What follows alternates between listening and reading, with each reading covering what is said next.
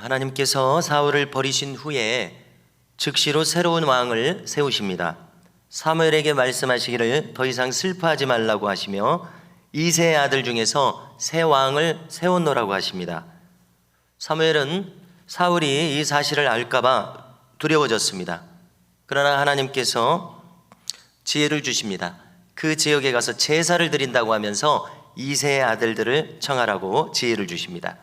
하나님께서 주신 지혜대로 베들레헴에 갑니다. 거기서 제사를 드립니다.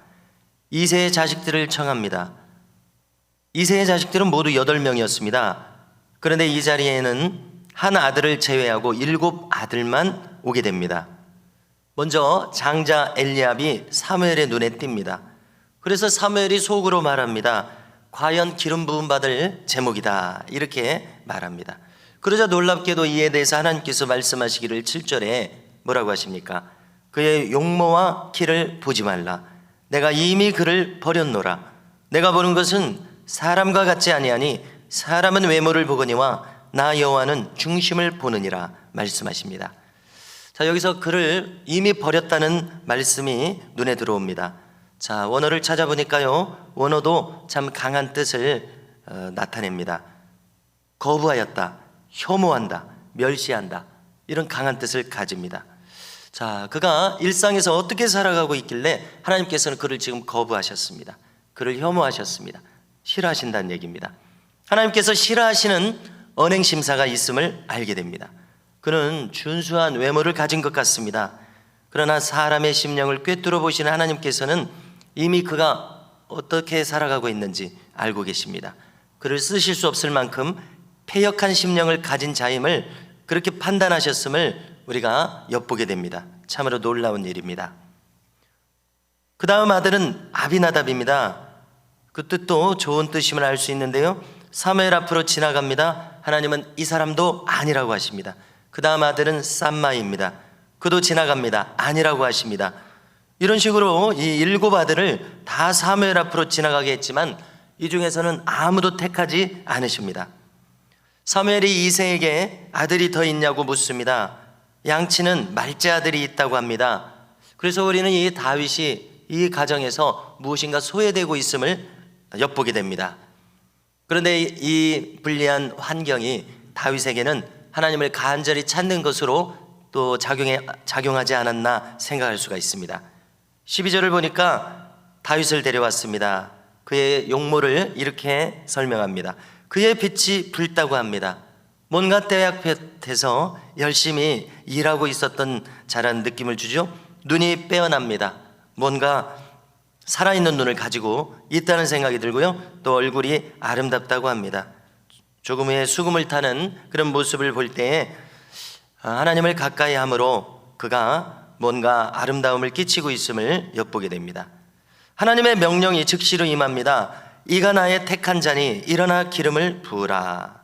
13절을 보니까 사무엘이 다윗에게 기름을 붓습니다. 자, 그런데 또 재미있는 표현이 나옵니다. 그날 이후로 다윗이 여호와의 영에게 크게 감동되니라고 기록합니다. 기름 부음을 받으니까 그날 이후로 또 뭔가 달라지는 인생이 펼쳐지고 있다는 것입니다. 자, 어떤 상황일까요? 뭔가 기름 부음을 받았을 때 이제 자기가 왕이라고 하니까 얼마나 놀랐겠습니까? 그러므로 다윗은 자기의 마음가짐을 아마 새롭게 했을 것입니다. 하나님께 순종하려는 마음을 더 새롭게 했을 것 같습니다. 스스로 왕의 마음을 가지려고 노력했을 것 같습니다. 이렇게 했을 때 하나님의 영이 그를 새롭게 감동했을 것이라고 짐작하게 됩니다. 자, 이제 장면이 바뀝니다. 14절을 보니까 여호와의 영이 사울에게서 떠났다고 기록합니다. 대신 여호와의 부리시는 악령이 사울을 번뇌케 했다고 합니다. 그래서 우리는 사도 바울의 당부를 떠올리게 되는데요, 한마디로 요약적으로 성령을 소멸하지 말라고 합니다. 성령을 근심케 말라고 합니다. 그러므로 우리는 성령이 우리 속에서 소멸될 수 있음을 깨닫습니다. 우리 속에서 성령은 인격이십니다. 근심하실 수 있음을 깨닫게 됩니다. 소멸된다는 말은 원어를 찾아보면 말 그대로 불이 꺼진다는 뜻입니다.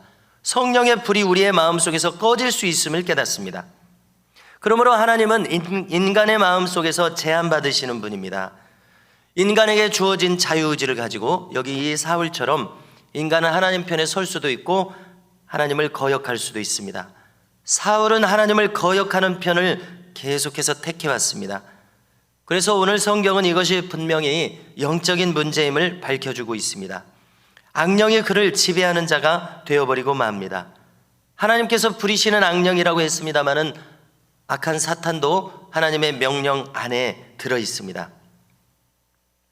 악령이 지배하도록 그의 마음을 허용해버렸습니다. 16절을 보니까 신하들이 대책을 세웠습니다. 그런데 이 신하들의 대책이 안타깝게도 근본적인 대책이 되지 못합니다. 옆에 있는 사람은 도와줄 수 있을 뿐 선택하는 것은 스스로입니다. 아무리 옆에서 도와주려고 해도 사무엘 자신이 하나님을 택하지 않으니까 이것은 미봉책에 불과하게 됩니다. 그 대책이란 수금을 잘 타는 사람을 구하는 것이었습니다. 사울도 도움을 받고 싶어서 그런 사람을 구해달라고 합니다. 그러나 수금 소리를 듣고 완전히 고쳐질 수 없습니다. 자기 마음이 근본적으로 뿌리부터 달라져야 합니다.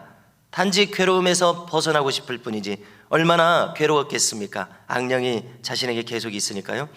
그러나 자기의 마음이 변하지 않으므로 근본적으로 변화되지는 않습니다.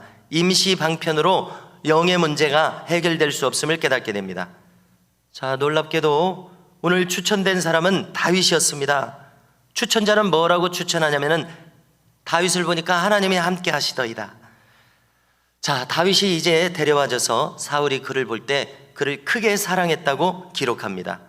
그래서 측근에서 즉시로 무기 드는 자로 삼습니다. 얼마나 마음에 들면은 즉시 측근에 두는지 참 신기할 뿐입니다. 23절을 찾으셔서 함께 읽고자 합니다. 23절 함께 읽으십니다. 하나님께서 부리시는 악령이 사울에게 이를 때에 다윗이 수금을 들고 와서 손으로 탄즉 사울이 상쾌하여 낫고 악령이 그에게서 떠나더라. 아멘. 다윗에게는 찬양의 힘이 있었습니다. 그 힘은 다른 사람에게 선한 영향력을 끼칠 정도의 힘이었습니다. 그러므로 우리도 다윗을 보면서 다윗처럼 우리에게 머물러 있는 선한 영향력, 성령의 은혜와 능력이 주변에 끼쳐질 수 있는 사람들이 될 수 있기를 바랍니다. 만일 우리가 성령과 함께하는 사람이라면 우리도 주변에 이렇게 선한 은혜를 끼칠 수 있는 사람임을 믿어야 되겠습니다. 우리가 하나님 편에 서 있는 한 하나님께서는 우리를 통해서 얼마든지 역사하실 수 있는 놀라운 은혜의 능력이 있음을 우리는 믿어야 되겠습니다. 자, 이와 같은 은혜를 오늘도 구하는 우리가 될 수 있기를 바랍니다.